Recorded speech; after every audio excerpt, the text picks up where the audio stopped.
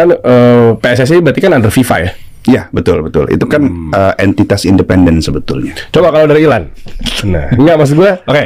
Gimana nih kondisi sekarang kan kita mau persiapan kan Australia kan ini kan Pertanyaan yang sama kan tadi kan? enggak.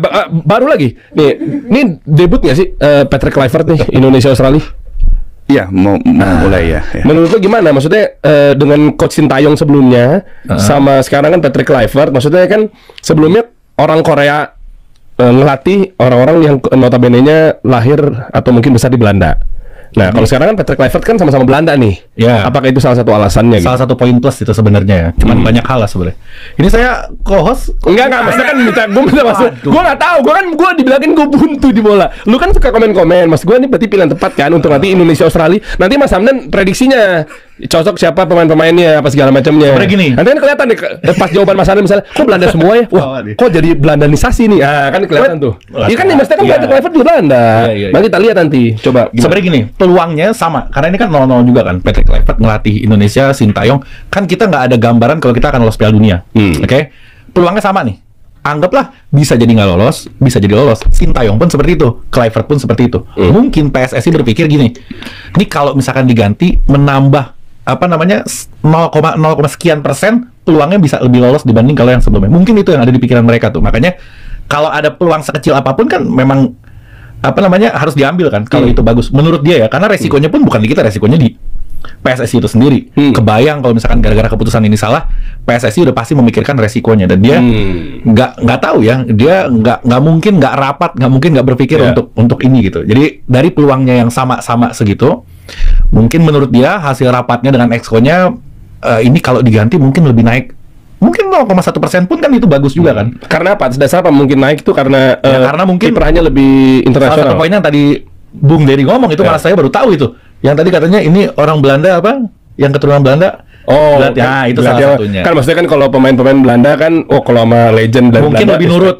Mungkin lebih nurut karena ini kan Kluivert kan legendnya mereka kan. Pasti dia dari kecil juga ngidolain legendnya dia. Mungkin lebih nurut atau mungkin dia terinspirasi.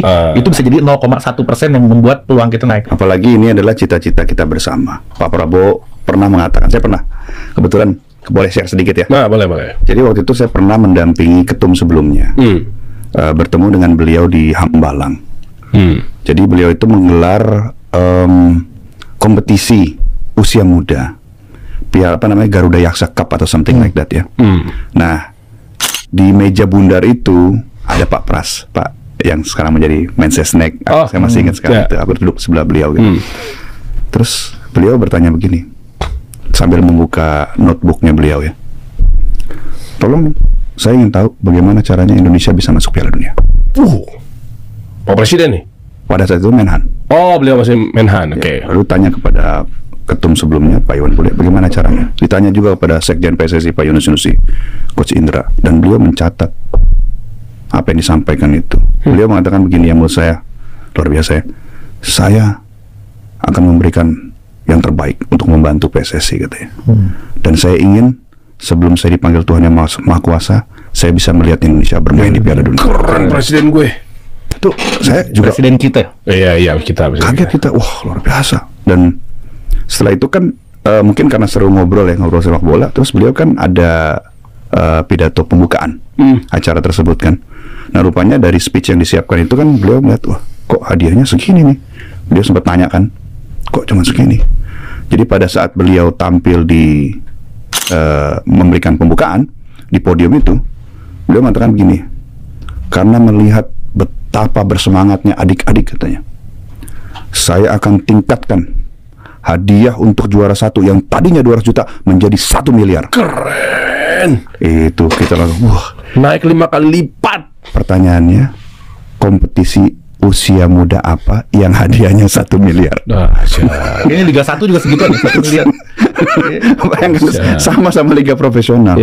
Dan bukan hanya itu saja. Dan kata beliau, yang juara 1 dan 2 saya kirim ke Aspire Academy. Jadi waktu saya mendengar itu, dan juga saya sempat ngobrol sama Pak Dusan ya, yang membidangi Garuda Yaksa kan CEO-nya beliau. Bagaimana pendapat Anda tentang waktu pada saat itu presiden terpilih Pak Prabowo terhadap sepak bola? Terus beliau mengatakan begini, he is better than what I expected. Jadi ekspektasi saya betul-betul, wah, beliau melampaui semua ekspektasi saya tentang komitmennya terhadap sepak bola. Jadi ya kita semuanya berdoa mendukung siapapun pelatihnya, siapapun pemainnya, mau yang lahir dan besar di Indonesia, mau yang keturunan Indonesia atau diaspora, kita semua dukung. Apapun hasilnya. Karena bagi kami, mereka itu berjuang. Mereka itu bertarung memberikan yang terbaik di lapangan hijau. 2 kali 45 menit. Dan we respect that gitu loh. Wah, Masya Allah. Jadi apapun misalnya lanjut pun Coach Sintayong juga nggak masalah juga. Kan siapapun pelatihnya. Siapapun kan? pelatihnya, Coach Sintayong, Coach Patrick, kita dukung dan doakan pasti. Kalau bisa kita hadir kan di mungkin kalau di Australia kosnya lumayan gede, kan di GBK atau kalau nggak salah di GBK, di GBK ya insya Allah ya kita lawan Bahrain dukung di Ramadan tuh habis taraweh lah. Iya. Terus untuk yang mungkin doanya lebih diijabah kan? Iya betul. Pas Patrick Kluivert itu berarti itu tahu ceritanya kenapa akhirnya ke kan banyak kan coach-coach di Belanda pun juga banyak kan, kenapa nggak Ronald de Boer gitu loh? Wah, kalau itu mungkin bisa ditanyakan ke federasi. Ilan tahu? Nggak tahu, federasi kayaknya. Federasi. Oh ya, iya makanya saya lagi pengen tahu runut lebih dalam. Kenapa Anda ketawa-ketawa sih? Orang saya nanya, kenapa Anda sih? Nah, itu udah diungkapkan juga kan kenapa Patrick Kluivert yang jadi pilihan. Udah sama Pak Erick Thohir. Mungkin Pak Hamdan lebih. Dia udah mau jawab, lempar, paling bisa emang dia tuh orang. Tapi yang penting kan siapapun pelatihnya, kita pasti dukung dan doakan siapapun orang, iya gitu kan. Dan saya pikir federasi pasti punya pertimbangan sendiri dan kita dukung gitu loh. We respect that gitu loh. Oke. Nah ini kan beritanya juga rame. Ya, sederet fakta mencolok yang diungkap Exco PSSI soal Kluivert bagi skuad Garuda. Salah satunya pemain diaspora punya cara berpikir Eropa. Sebenarnya nggak harus pemain dari Eropa, semua pemain harus berpikir Eropa karena pusatnya sepak bola kan di sana. Iya. Bagus. Gimana Mas Hamdan? Nah, tadi sekalian nih kita bahas deh. Terdekat berarti pertandingan tanggal berapa sih? 16 ya di Australia? Berapa? 20 Maret lebih besok dong. Maret 16 berangkat ke sananya kalau saya lupa. Iya. 20. Nah, iya 20. Jadi gimana? Kita masuk ke prediksinya sekalian. Kita melihat gini bahwa melatih klub dan timnas itu dua hal yang berbeda. Jadi melatih klub itu kan setiap hari bertemu, setiap hari melatih. Sedangkan kalau melatih negara itu hanya bermain ketika ada yang disebut FIFA Match Day atau FIFA Calendar. Jadi pelatih itu hanya punya mungkin waktu 3-4 hari. Dan tergantung distance juga, tergantung kapan klubnya selesai bermain. Maka kadang-kadang mungkin ada yang sampai ke TC-nya ataupun bukan TC mungkin ya, tempat latihannya gitu, dalam kondisi letih karena traveling 24 jam, baru selesai main langsung berangkat ya. Jadi kadang-kadang pelatih timnas itu memang tidak bisa sedetail pelatih di klub gitu kan. Nah ini memang ada tantangan tersendiri. Mungkin harapannya dengan kesamaan bahasa mungkin yang disampaikan oleh Patrick Kluivert ke banyak pemain keturunan kita yang berbahasa Belanda ataupun bisa berbahasa Inggris secara umum, itu mungkin memberikan nilai tambah. Nah, apapun itu ya kan, timnas kita adalah kebanggaan kita. Iya dong. Ya, jadi kita bisa punya banyak fans club. Jadi mungkin Mas Ilan misalnya fansnya AC Milan. Betul kan? Iya dong. Itu baru satu liga. Liga Indonesia Persija. Dia bisa punya dua hati. Persija juga, AC Milan juga. Nah, kalau klub bisa. Kalau klub gitu. Tapi kalau timnas cuma satu. Enggak, kalau sama klubnya di sebuah negara, di sebuah liga, bisa nggak? Dua. Misalnya kan katanya kan sukanya Persija sama Persib nih. Maksud gua itu nggak mungkin nih. Nggak mungkin karena ke Persibnya apa nggak mungkin karena satu liga satunya? Nggak. Udah kalau ada Persija kan klub di kita itu kan tergantung daerah kita. Saya kan cuma nanya. Saya nggak paham. Ini saya lagi mau menjawab ini. Oh iya. Gak usah lah, ngapain dijawab itu. Orang kalau udah satu tim itu biasanya nggak akan suka tim rivalnya. Nggak mungkin lah, orang bola pasti tahu. Dan fans dari Persib mungkin memaklumi itu. Nggak mungkin juga kan? Oh nggak mungkin, misalnya itu hal yang nggak mungkin. Udah suka Liverpool nggak mungkin ke Everton. Udah suka Spurs nggak mungkin ke Arsenal gitu kan? Maksudnya kan kalau Persib nggak mungkin ke Persija. Pendukung Persija nggak mungkin suka karena rival kan. Wah keren. Tapi menarik ya. Coba kita masuk ke prediksi di Australia. Coba Mas Hamdan. Enggak ada tempat postingannya kan ada postingan IG beliau. Kalau saya, kalau timnas bermain pasti harapan saya menang. Iya, ataupun harapannya menang ataupun seri. Dan itu sebetulnya sudah disampaikan sendiri oleh Coach Patrick Kluivert kan. Beliau sendiri yang menentukan ekspektasi beliau kan. Beliau menyampaikan bahwa beliau berharap dari 4 pertandingan, kalau saya tidak salah tangkap, adalah 7 poin ya. Itu targetnya. Tapi kalau misalnya fans, ya kan, kita kan jatuhnya fans timnas juga kan. Tentu kalau timnas main mau lawan Brazil pun harapannya menang. Oh, iya dong, gas terus. Karena itu ini masalah cinta kan. Tapi mungkin ada realitas. Tapi ya kalau timnas main ya kita berharapnya di apa namanya melawan Australia, mudah-mudahan menang. Amin. Kalau tidak seri. Itu harapannya kan. Tapi ada ngaruh. Doanya begitu kan. Kalau amin. misalnya kata Rasulullah SAW, kalau doa itu yang minta yang paling baik gitu kan. Prasangka baik terus apa segala macam ya. Tapi ada hubungannya nggak dengan ngegaji pelatih? Misalnya kayak lebih tinggi, kasih bonus kalau biar bisa ada, misalnya ada bonus nih kalau menang sekian, kan Patrick Kluivert kan juga jadi semangat gitu loh. Ya mungkin bonus, kemudian ada banyak aspek ya kan. Misalnya susunan pemain. Kita contoh misalnya kita punya banyak pemain yang kualitasnya sangat baik. Contoh misalnya Jay-Z, ya kan. Kemudian kita punya Martin Paes, kita punya Hilgers, kita punya Tom Hay. Pertanyaannya nanti mereka fit nggak? Itu kan juga menjadi suatu faktor kan. Misalnya Martin Paes, Allah ya'fat ya, jangan sampai kejadian cedera. Apa solusinya? Kalau Jay-Z yang menjadi benteng pertahanan kita cedera, karena this is in football, it could happen gitu kan. Nah, jadi ya tugasnya pelatih adalah menyiapkan sebaik-baiknya. Tugas kita sebagai fans maupun di pemerintahan yang mendukung sebaik-baiknya gitu. Berarti nggak bisa hanya sebatas transaksional aja ya? Kayak misalnya ini gue gaji gede ini, pokoknya gimana caranya menang belum tentu juga ya? Ya itu tadi. Jadi it takes so much variation dan complication di sepak bola. Memang komplikatif sifatnya Lan. Iya. Jadi kan nggak melulu misalnya, wah nih gue bayar mahal ya apa segala macam gitu kan. Apalagi kan kalau udah bayar mahal aja belum tentu kan, apalagi nggak dibayar kan. Itu juga pasti kan sakit hati banget tuh. Apalagi ke timnas kan. Kalau ke timnas itu kan nggak melulu uang ya. Dia ada rasa bangga bela negara kan. Penting banget tuh. Itu kayaknya kayaknya nggak pada mikirin duit sih. Mereka itu ya kalau ada bonus pasti kan semua pemain juga kan dia udah bonus tertinggi pemain sepak bola adalah bermain di Piala Dunia. Keren. Iya benar. Salut sih ini kita. Nggak ada yang lebih tinggi lagi gitu.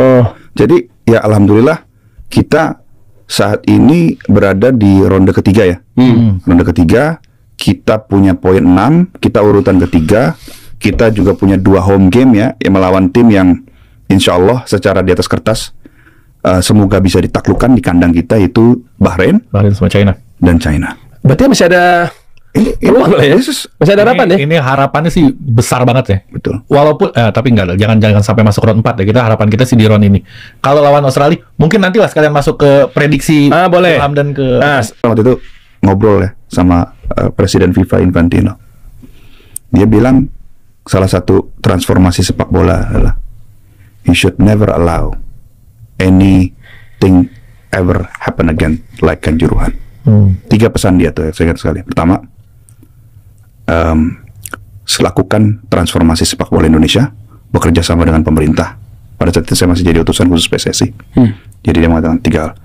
Lakukan transformasi sepak bola. Nah sekarang dilanjutkan tongkat estafet di bawah kepemimpinan Pak Erik dengan hubungan yang sangat baik juga dengan Presiden FIFA, dengan stakeholder.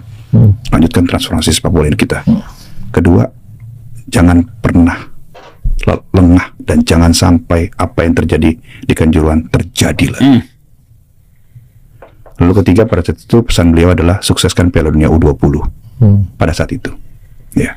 Oke. Tapi kalau ngomong Presiden FIFA, ini saya mah netizen aja gitu. Ada yang bilang katanya ada settingan Indonesia katanya di set biar bisa masuk ke Piala Dunia, sehingga karena industrinya biar naik, biar orang jadi lebih demand-nya ke arah FIFA atau ke Piala Dunia. Anda tahu tentang itu? Enggak. Ini pertanyaan apa namanya? Enggak, gue ngikut yang netizen namanya begitu. Bagian dari respect dan fair play adalah hasil pertandingan ditentukan di pertandingan, bukan di rapat, bukan di tempat-tempat remang dan gelap. Makanya saya kan tabayun gitu. Soalnya kan ada yang bilang katanya begitu, katanya di setting biar kan katanya industri bola Indonesia kan supporternya kan tinggi banget nih, bisa bawa ke ekonomi juga. Insya Allah tujuan kita luruskan niat kita masuk Piala Dunia jalur yang benar. Amin ya Rob. Amin. Karena itu juga kebanggaan kan. Iya. Kan? Berarti dan saya yakin nggak ada seperti itu. Konfirmasi. Berarti ini mudah-mudahan kan ini ya udahlah ya pelajaran ini kan baru hari ini kali ya. Iya kan hari ini. Apalagi tadi kan Presiden FIFA sudah kalau bisa ayo dong jangan terulang lagi. Tahunnya ya mudah-mudahan sih nggak sebesar yang waktu Kanjuruhan, tapi kan ternyata terjadi lagi qadarullah ya. Ya tapi minimal kita harus respect sama tim kita. Kalau memang kita support tadi beli jersey originalnya apa segala macamnya, kan ujung-ujungnya buat infrastruktur lagi. Menjaga lah yang paling penting kan. Menjaga, Kan mencintai klub itu kan, mencintai kan menjaga sama aja kan. Iya. Sepak bola itu bukan hanya 11 lawan 11. Tapi itu ekosistem. Jadi bagaimana menurut kalian tentang apa yang telah disampaikan oleh Bung Hamdan Hamidan bahwa sebagai beliau sebagai bagaimana penggerak dari pencatat dari para pemain diaspora, dan tentunya apakah ini adalah tamparan keras kepada para pemuja lokal Pret atau beberapa cawe-cawe dan juga omon-omon belakangnya tentang bagaimana kekuatan timnas Indonesia. Bapak Erick Thohir pernah mengatakan bahwa dalam ajang Piala Dunia, baik itu dalam kualifikasi, tentunya setiap ronnya butuh pemain yang tangguh dan butuh pemain bagaimana kuat. Dan tentunya dalam program ini tentunya telah mendapatkan support besar dari Bapak Presiden Prabowo Subianto, dan tentunya pula mereka akan kepanasan lawan dari musuh-musuh Bapak Erick Thohir, musuh-musuh Bapak Prabowo, dan musuh-musuh dari timnas Indonesia. Sebut saja adalah beberapa mafia-mafia yang ingin mengambil keuntungan kan. Tentunya membuat mereka kepanasan dan membuat mereka malu sendiri dan menjilat ludahnya sendiri. Oke sahabat-sahabat Garuda, jadi bagaimana menurut kalian? Silahkan ditulis di kolom komentar. Dan jangan lupa like dan subscribe channel ini agar kalian tidak ketinggalan informasi penting khususnya timnas Indonesia. Salam sepak bola keren, salam sepak bola bersih bersama Bapak Erick Thohir Timnas Garuda Jaya. Bersama saya, salam olahraga kita Garuda.